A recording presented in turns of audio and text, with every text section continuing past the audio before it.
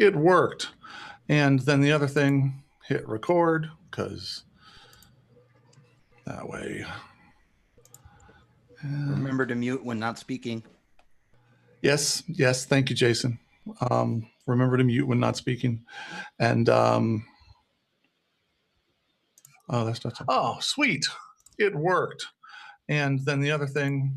Oh, this is kind of hilarious. My YouTube came up. That's awesome. I'm such a professional at this.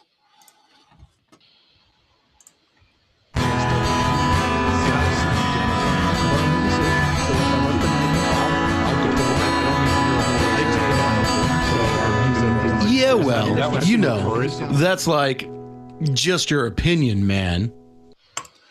All right, so welcome to the Audio Opinion Show, where audio guys and girls, and we would like more of them, please, get together and talk about audio stuff, just because that's the thing we like to do. So I'm going to welcome all the people that I have here.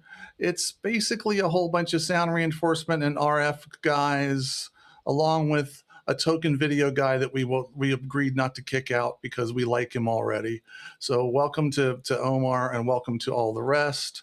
I have a late joiner, but he already asked me if he could join late, so that's fine. If you're watching this on YouTube and you're wondering how to get into this, hit subscribe. My email address is on my YouTube channel. Send me a thing, say, hey, I want to be part of this. It would be super fun. But it's too late to join now. You have to be in here by 5 minutes till, or have already told me, I'm going to be a little late, Brian, and then I'll let you in late, and I'll still probably mock you when you get here. So that's just something to keep in mind. So the first thing we do out of the box is we launch our poll. And so our poll, our first question is, this is a very important question. Who is your favorite Princess Bride character? There are only 6 options. If your favorite is one of these other 6 options, you're wrong. So it's either Buttercup, and it's not Princess Buttercup because she never really got married, or Fezzik, or Wesley, and that is spelled correctly, or Inigo Montoya, Miracle Max, or the Impressive Clergyman. And if you don't know who the Impressive Clergyman is, then you need to just be very ashamed of yourself. So the results are coming in. Marriage is what brings us together today. And when love, true love. All right. I think we've got enough. Let's share the results. And it looks like Miracle Max, great choice. Billy Crystal did an amazing job in his little cameo appearance. Have fun storming the castle is literally something I still say at least once a week. So that was how we use the polling. Well done and great. Now let's go to the actual poll that matters. All right. So for those of you who were here for the last show, I promised we would talk about microphones because Carl's been asking us to talk about microphones for a long time. And of course, Carl is not here, but we're still going to talk about microphones because there's so much to talk about. So I've got 6 somewhat random microphone topics. Here's our choices. So our choices are SM58s. Do we love them? Do we hate them? What is your favorite microphone for ... And I will probably say for guitar, and then we get tired of that, and then I'll throw us somewhere else. Because I knew if I said favorite microphone, the first thing everybody would say was, well, it depends on what it's for. Are dynamic microphones a better choice for sound reinforcement? Who's your favorite mic manufacturer? Are the newer microphone companies like SE and these kinds of guys just a fad? And last but not least, I want to talk about something else. That's, let's see. And we've got enough for a quorum. And finally, we are getting to talk about my favorite topic, SM58s. Love them or hate them, and why. And I love that Omar then brought up his SM58 into the shot just to make sure that we knew. So for those of you who didn't want to talk about this topic, Omar's the one who pushed it over the top, so we will just blame him. Although if you you'd have to look really closely, but there is actually an SM58 in my shot right about there somewhere. So I'm also a proud SM58. Oh, and look, Scott's, you know, what is now? Is that an anniversary edition? What is that? It's silver. They're pretty. It is. It is the and it never opens. SM50th anniversary edition, and it has been Well, and sitting Omar, long enough to get yellow on my bookshelf. Omar, hold up the one SM58 that actually represents what an SM58 is, and that's the one. That's what an SM58 is. That other thing is way too shiny, but the one with the dented up grill, that's what an SM58 is look like. All right, so I actually do have actual opinions about this, but I would love to throw to anybody else who wants to throw in. Do we think that SM58s are just, we're stuck with them and it's old technology and we should it's the absolute last thing you pull out of your mic locker, or does it still have a usefulness? Open floor. One of the finest machines ever designed by mankind. There you go. But and Omar, I'm gonna go to you after. But Jason, does it still have a place today? Even though it was a fine machine and it's an amazing machine, does it still have a place in our mic locker today? Is it still something that we should be using, or should we just move on? It's an amazing machine because it still belongs in our mic locker. I cannot believe that twice Jason has answered with one sentence. Like that's kind of unprecedented. Like I always know that if I throw something in this general direction, it's going to take up a good solid 5 minutes of time, which is great. But all right. Well, then I will ask you to expound slightly on why it's a great engineered machine. What is so great about the engineering of the SM58? It manages to make a very delicate operation occur in a very extremely rugged package, and it does it in a elegant, good sounding way. Still one sentence. He's just yanking my chain. So Omar, what were you going to jump in with because he brought up the 58 and then he got super excited because he's like, I'm a video guy, but I know things about SM58s, so I get to talk. So I just did a talk. I mean, I'm not using it right now, but I did a talk yesterday for the Live Sound Summit using the SM58, and for me, it's a workhorse, and it's an affordable kind of universal mic. From my understanding, I have obviously 3 of them in my kit that I just have for like oh shit moments, and it's never not worked for an oh shit moment. But really, you guys are talking about the 58 in modern production, and it's a wired mic. So where are you going to use it on a stage these days? I mean, I don't like wiring mics except for maybe guitar cabs and stuff like that. And I don't usually put a 58 on a guitar cab. Wait, Nathan, are you arguing that wireless microphones are better than wired mics? What did you mean? For live stage, yeah. For any vocals and stuff like that, they're normally used for a 58. You know, the beta series and the wireless, all those, the SM87, if you can take the high end on those, much better solutions than a 58. 58, you got to be wired, and that's problematic on a tour. And the RP184 capsule is wireless. The RP184 capsule is an SM58 straight up. I knew I could get Jason right going on that. And even though I make my living off of RF, my philosophy, and I don't mean to disagree, but my philosophy is it only if it can be on a wire, it belongs on a wire. Even today's highest RF technology cannot sound as good as a wire. And I know you can't hear the difference when you solo a channel, but when you aggregate it, oh yeah, you have all the phase shifting that occurs and a lack of transient response that's just unavoidable. So not to mention you clog up the spectrum and give me a job. Yeah. So don't misunderstand. Jason is super happy that people love to use wireless microphones, but that doesn't mean that he thinks they're necessarily the right tool for the job all the time. I mean, the issue is if we run analog wireless, we go down a companion path that's inevitably a problem.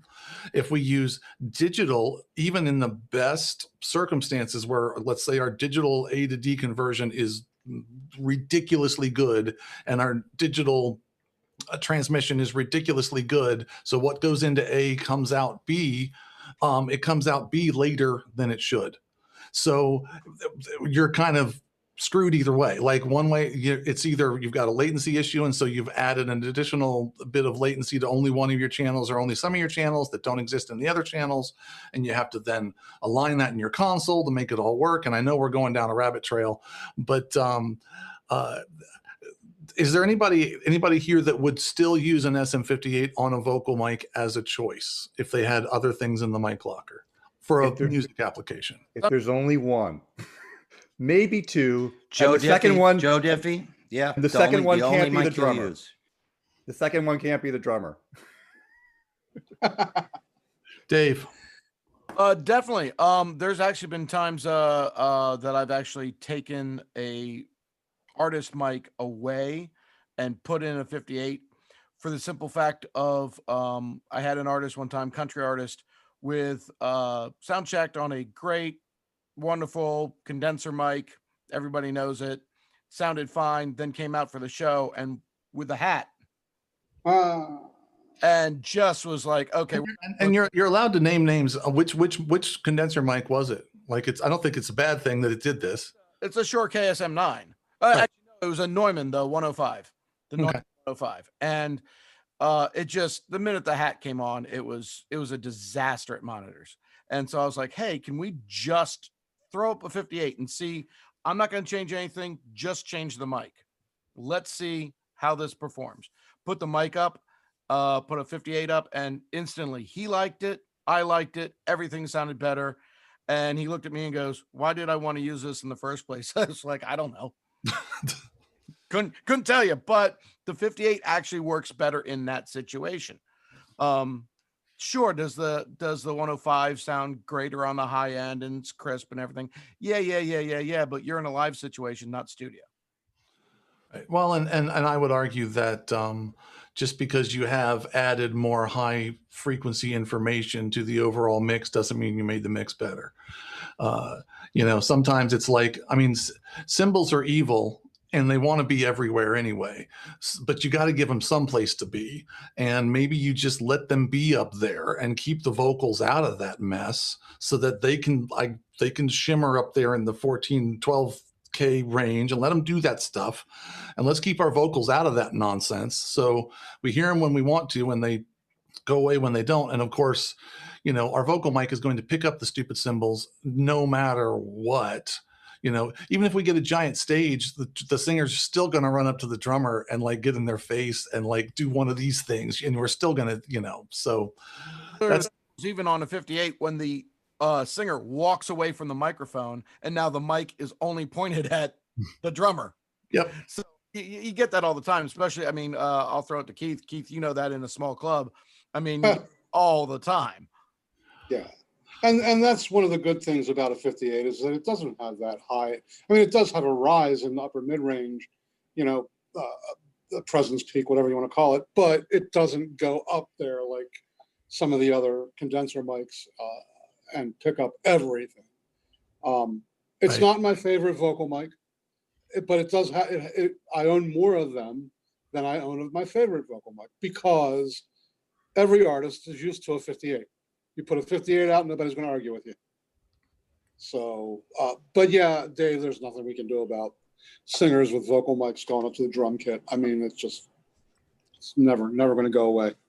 So in the late 80s and early 90s, with the punker guys and the grunge guys, they loved the cap, a 58, and that's the only mic you can do that with. So that particular sound was definitely dependent on a 58 because you could cap it right here, cover it up. But as much as you guys love a 58, even places like Austin City Limits, they don't use 58s on the vocals anymore. They're using it. They're a Shure house. They're using a different version of it. But it's also broadcast. Do you think there's Yep. much They difference also, they're between very conservative broadcast? with their stage volumes, and they're very conservative with their stage volumes, and they create an environment that's more suited to the capsules that sound better on broadcast. It's a very well engineered situation. And, you know, this all bounces back to Brian's other subject that got voted out. The mic should suit the source. You know, you don't want to use a 58, or you don't want to use a mic with a lot of high end on a tambourine or a trumpet. It'll ruin your mix. So, you know, that's why you see 58s in front of a lot of horns. But haven't we all said a mic's a mic, and, you know, give me a box full of 57s or 58s and I'll make it all sound good? I mean, seriously, a mic is a mic, and they all do basically the same thing within, you know, within reason. We all don't have to be BB King, though, Keith. Oh, that's true. In case anybody doesn't know, BB King always wanted everything mic'd with 58s and 57s. And if he saw something else on the stage, he'd actually get pissed. Well, he also I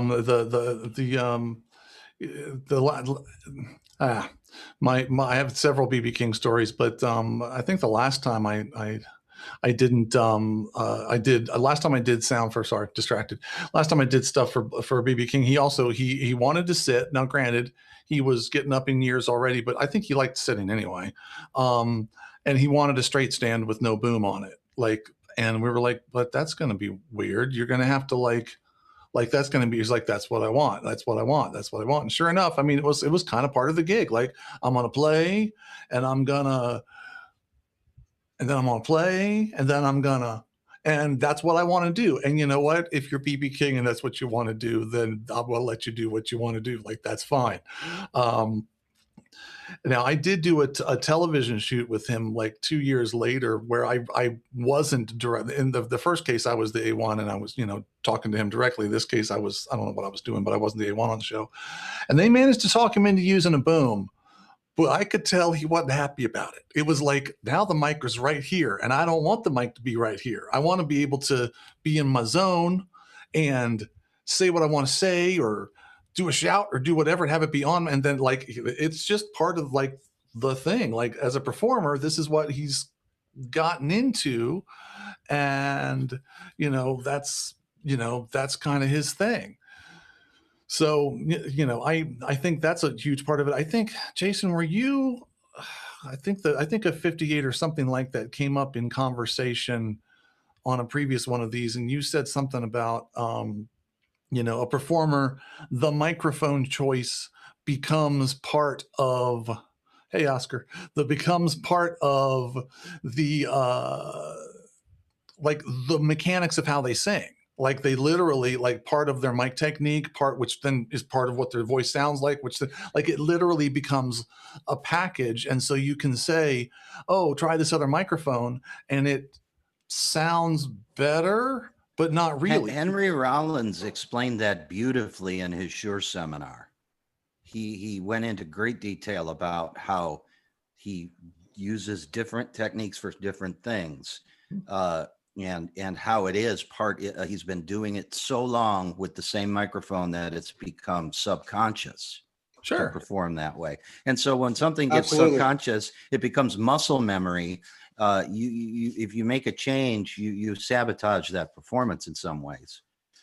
I remember being in the studio with an artist, and we had U47s or 87s or whatever on her voice, and her voice just sounded like an SM58 through a pair of Yamaha 2115 monitors, because that's what she did all the time, and that's the voice that was there. So it definitely can shape how people sing and how they sound, for sure. Yeah, there was a local band and near me that and I would do sound for these guys every Thursday night, one of those. This is a while ago. But anyhow, he insisted on a 58, and he could get about 6 or 7 different sounds out of that microphone. because of the way he'd cup it, or the angle and the combination of his hands on the microphone. And it was amazing to me. I'd never heard anybody do that. But this guy was an artist with the way he used the microphone. And it had to be a 58, couldn't be anything else. So I get it. Still not my favorite mic. Yeah, and the microphone I've used as a performer the most is a Beta 87C, which again is not everybody's favorite microphone. But man, am I used to working a Beta 87C. Like with in-ears, like I know on a stand, because I'm a guitar player, like I know how to move around that microphone to compensate for the issues in my voice, because I'm not that great a singer, and like where I've got the peaks and I've got and how to be off axis and how far off axis, like instinctively I know how to do all that stuff. And yeah, if I get on something different, the church that I'm going to now had a bunch of Beta 58 capsules on the wireless when I first got there, and it wasn't so much that it sounded bad to me. It was the things I normally didn't work. Like it was just, and I'm by no means a professional, like full-time professional singer. So like, yeah, I mean, now I will say this touches on a little bit of my personal pet peeve. We did pet peeves the last one of these, and I didn't even mention this one, and that is, why don't singers have their own microphone? Like, why do singers not have their own microphone? I don't understand. And I would argue even, and this is less clear, but even have their own wireless microphone system, and a really good one. Like, spend $2,000, $4,000, whatever, get a digital Accent, whatever, get a Sennheiser 9000 or whatever the high-end series is, with whatever you want on it, like dialed in. I'm fairly certain you show up with that as your wireless on almost any stage and say, can I add this? They'll probably be able to add it for you. Like, that'll be fine. If you show up with a Samson SR22 from the 80s, that might be more of a problem. But $2,000, $4,000 for a guitar and rig is like, well, and a 58 wired is $100. Right. It does all of that we've been talking about for $100. Right. And it's not going to crap out in the rain.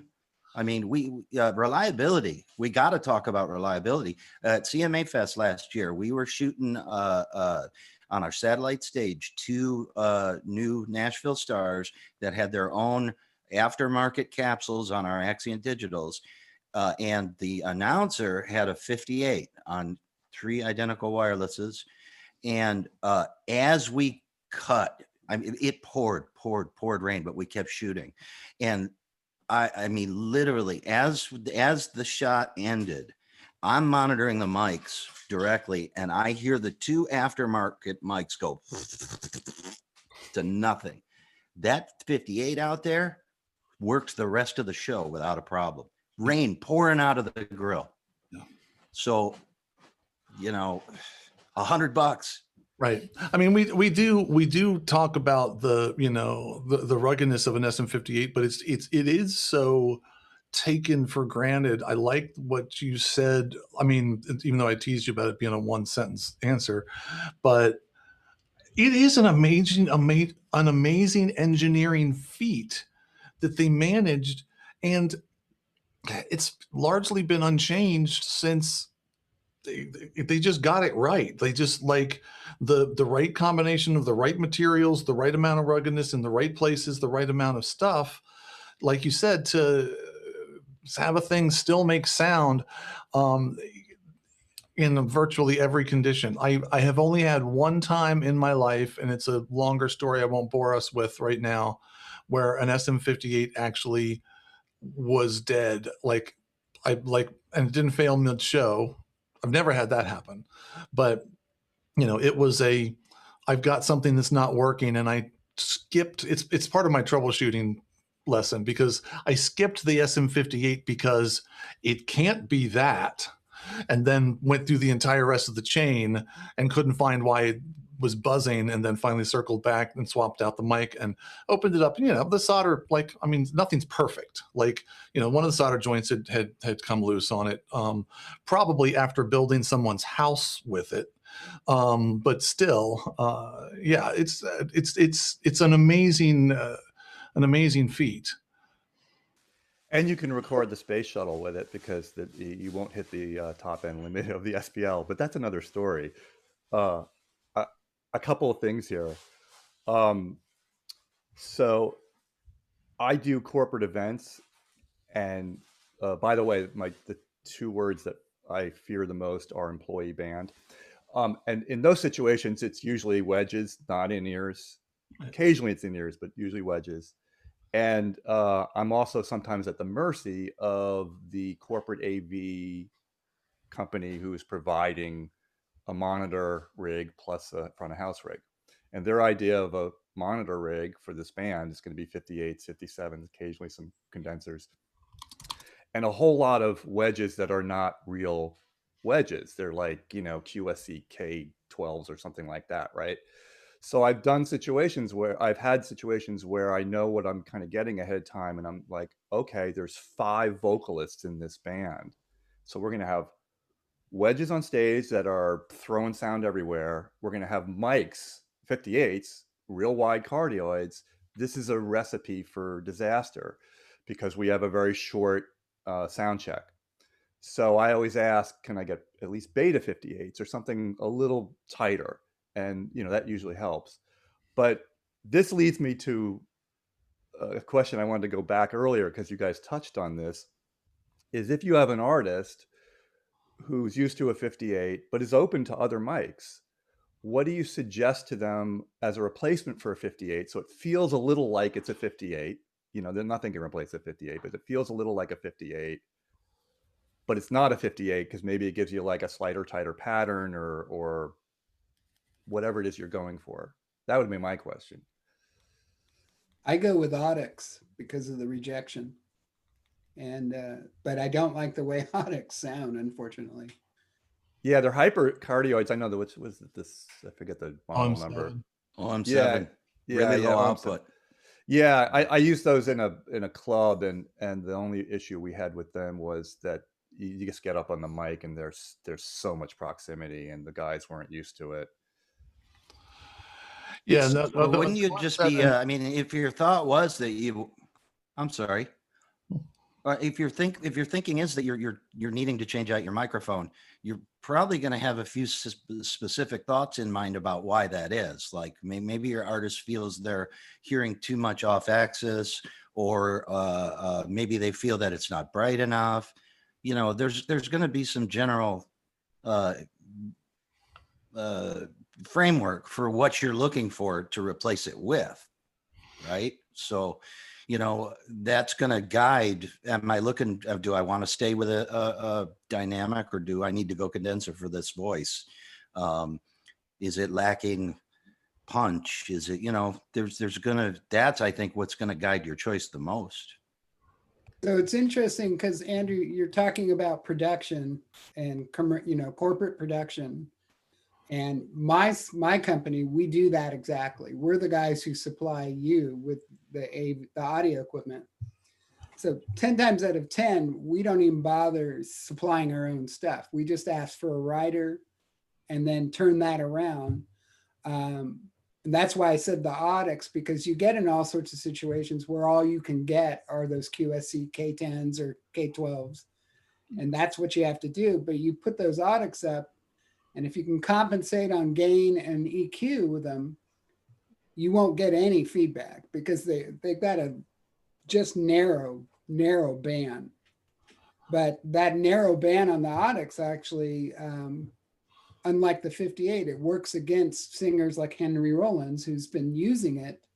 The Audix, you can't do that. You can hit it straight on, and that's all you got. So that is one argument for using a 58 in most situations when you don't have anything else. But yeah, and absolutely, if I have the luxury of an event where we can go out of house and not use the AV production company's audio for the stage and use a real music-oriented rental house absolutely. But a lot of times they're trying to save money and just use the inventory they have, and that's why we get, you know, QSC K12s and things like that. And but to the earlier point too, because this is a big subject, obviously. Sorry, my dog is going nuts because the UPS man just showed up. Is that the artist, you know, there are, you've all dealt with them. They're like, no, I really want to use my 58. Or actually, let me rephrase that. I want to use my 58, but I'm open to another mic. And so it has to feel like a 58 to some extent, right? So that means a dynamic.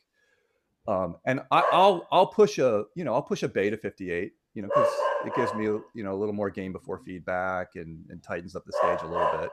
But I just was curious about your, you know, everybody else's thoughts on that. I didn't mean to hijack the conversation, but it seems like it was involved. We're on the same subject here.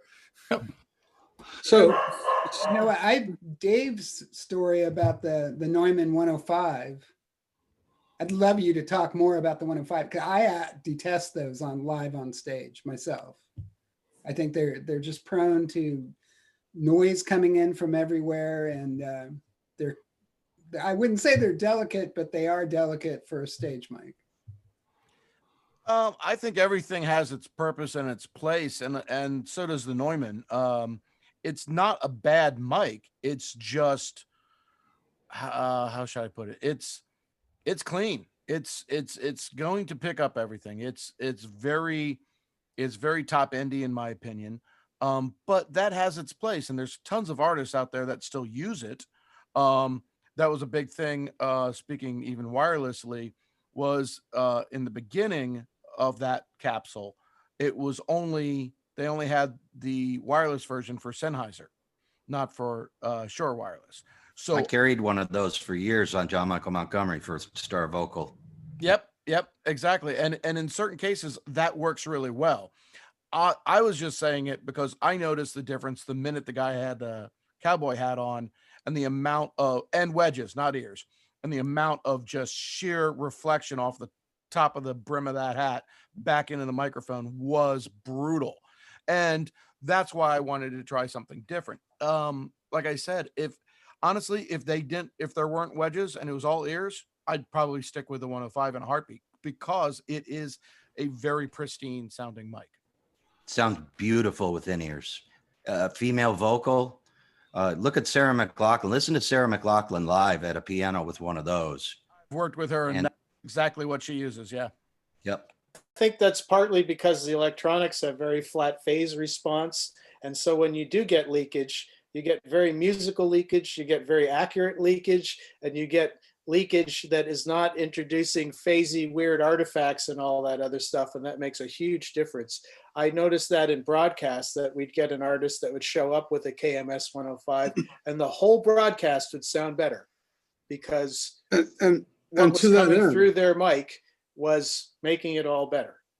And to that end, you know, me working on a lot of smaller stages, this is one of the reasons why I don't like a 58 as my primary mic, because the microphones, the frontline microphones, you know, downstage line microphones, whatever you want to call them, are going to pick up all of that high-end bleed off the drums. And I want a less phasey, more musical, you know, sound coming into that, you know, being reproduced into my console so that I don't have to filter out the high end.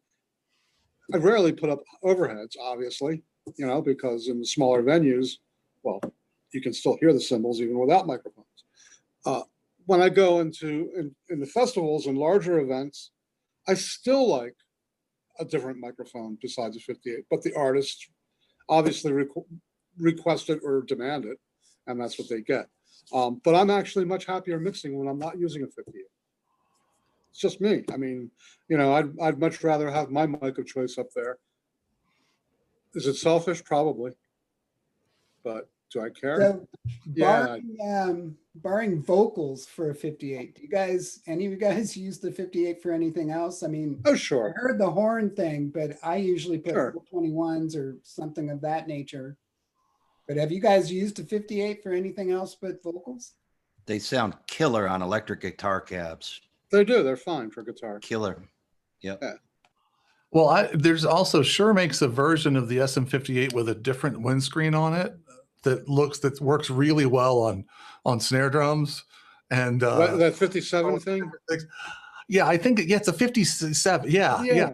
SM7 as well. It The sounds great on SM7, instruments. right. Yeah, but no, yeah, I've used them on horns. I mean, the thing about the 58, you go round and round, and it reminds me a little bit of the PM4000 back in the day. It was nearly nobody's first choice, but everybody's second choice. It was going to work. It was going to sound fine. It was bulletproof. You could put it on any kind of show, from jazz to classical to rock and roll to and it would be fine. It would be fine. And, the SM58 has had the staying power that it's had because, yeah, I mean, I could certainly do a show with nothing. I could do a show with nothing but SM58s and take the grills off occasionally to turn them into pseudo 57s for instruments if I had to.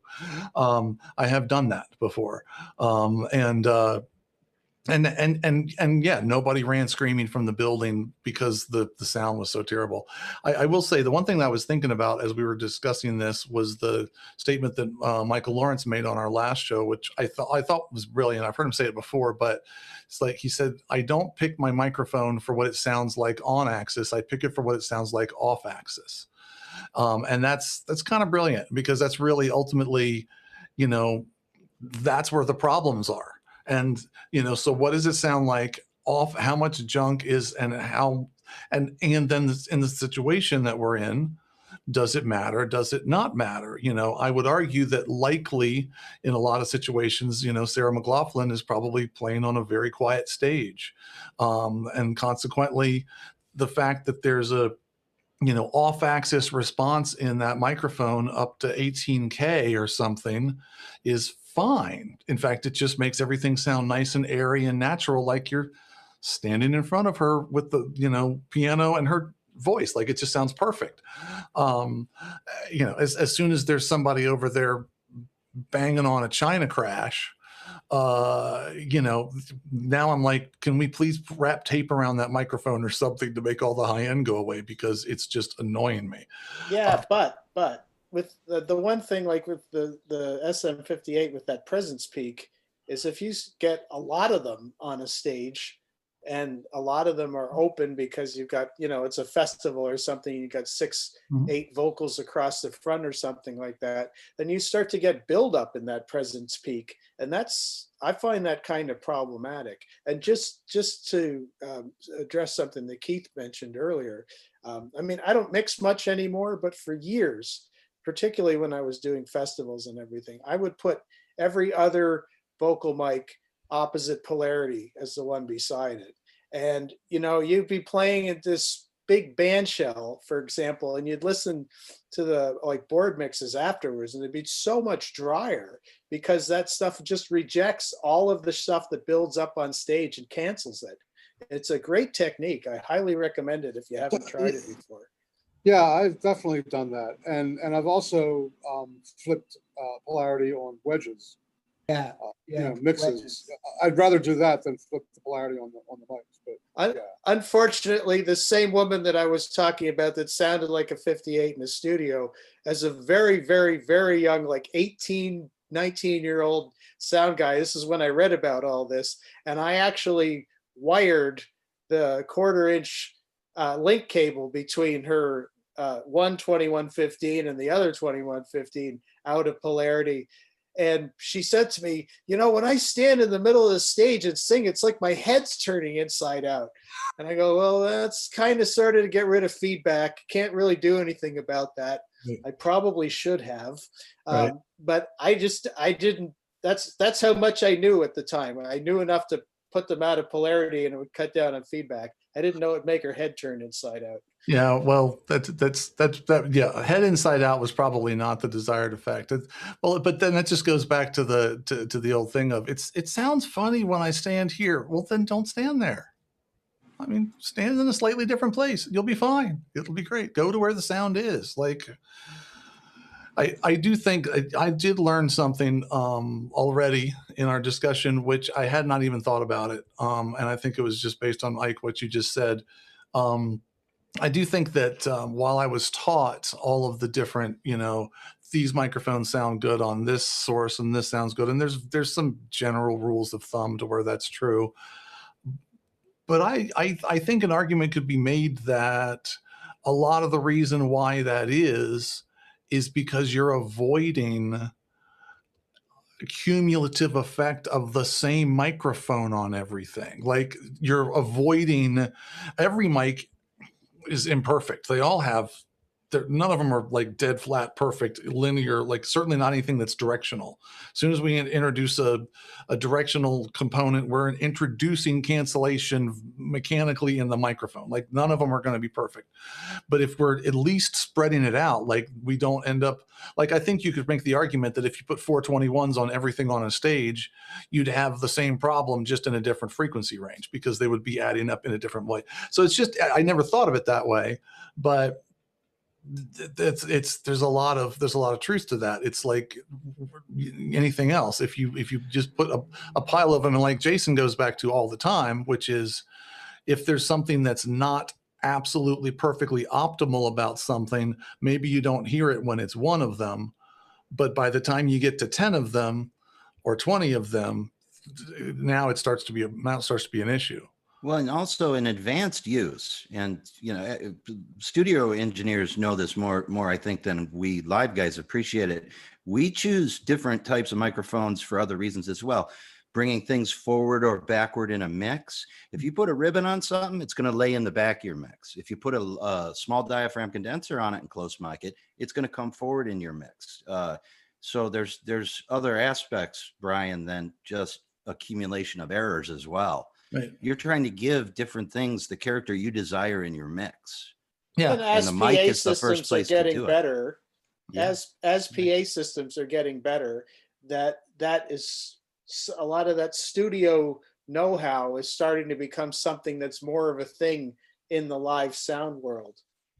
I clearly remember this may be the second time I mixed on a line array. I was at a festival, and second song in, it was like, oh, I just need to pan the bass guitar a little bit. And I was like, whoa, that felt like I just did that on a pair of Muirfield sitting on the meter bridge, I was like, this is very different from what I'm used to. It's kind of cool. So in the studio for guitars, like when we're laying down, 10 or 12 guitar parts on a thing, it's definitely, you have to go with different mics. Or you get the same sonic footprint, which is what you're talking about. So transitioning to live, I think what you both are addressing is that now the systems are capable of reproducing those subtle nuances that actually bring a lot of flavor. So yeah, if you put 421s across the stage, it's going to sound like this big bland piece of tomato. It's just going to, and right. And I agree with you. And keep in mind, in-ear monitors have been that accurate since 1992. Right. So, actually, monitors is ahead of PAs a little bit. Yeah. In that regard. Yeah. It's true, and they've also cleaned up stage volume to the point where you can actually hear PAs and what they're actually doing. So it's all sort of gone hand in hand. To the point where you can use some of the mics that you would normally use in the studio on the stage live. Yeah, I mean for sure the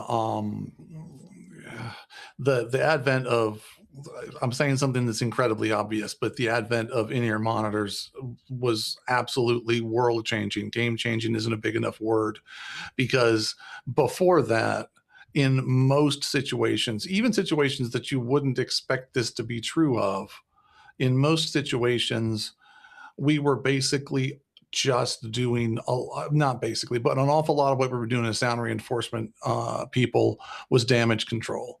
I mean, you're just, you're being shoved into I have to use this microphone because it's the only way I can get these wedges loud enough so the singer can hear herself, because the guitar amps are screaming and the guy won't turn them down. And the only way I can get a sound that then works with that is I gotta get a really dull sounding microphone, because the Marshalls are like nothing. I could go on and on. It was glorified damage control. And now it's a completely different situation, and we can actually start to address. And it's funny because the conversations that I'm having now with a lot of people, a lot of engineers, about, you know, how cymbals are evil and are everywhere, was totally not a big problem when wedges were all screaming at 110 dB on stage. Like when the stage volume was already ridiculously high, who noticed a couple crash cymbals? Like it was, you know, it's just a little bit more in the chaos. Now it's like everything is quiet, and the only thing that's really sticking out is the snare, which is manageable, and the freaking metal that's just in everything, and that you have to then, it's like we've gotten to control of everything else, and it's the only thing left that it's, you know, to make the drummer like the way the cymbals sound. They're just everywhere and loud. Oh yeah, how many times have we all used overheads just for show and they're not really on? No, I've never done that. That's not a thing. I'm an extremely honest engineer, and I can't believe you said that out loud. Have you guys introduced ambient mics into inner mixes so that the singers or whatever talking, they don't feel like they're isolated? Yep. And for Since '93. Yep. Yep. Yeah, it's an essential thing. Although, minor plug, I have an article coming out in Churchtown magazine the next month that talks about why ambient mics help but don't solve the problem.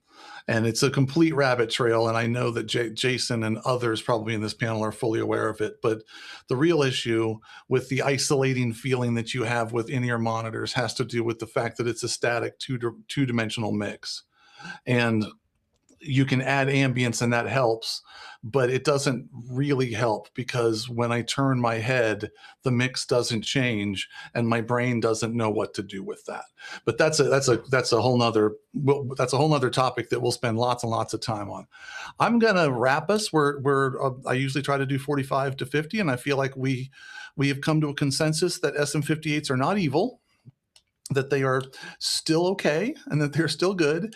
And then we've certainly made the point, which I think is excellent, that they are an engineering marvel, because they really kind of are. I had kind of forgotten like how amazing it is that they do what they do and are as cheap as they are. And if you're watching this and you're a singer in the current age of COVID-19, go buy yourself an SM58. Do us all a favor, just spend $100, buy an SM58 at least, and that way you'll have your own microphone. You won't have to worry about what's on it or in it, and we'll be fine with that. Somebody shows up with an SM58, there's no sound guy. I'm making a statement I know is not true, but there's nearly no sound person who is going to run screaming from the building if you show up with a decently maintained an SM58 for a show. In fact, we'll be grateful because we won't have to clean it and maintain it and everything else. So anyway, so let's go ahead and say goodbye to YouTubes. Thank you guys all for being here, and thank you, YouTube.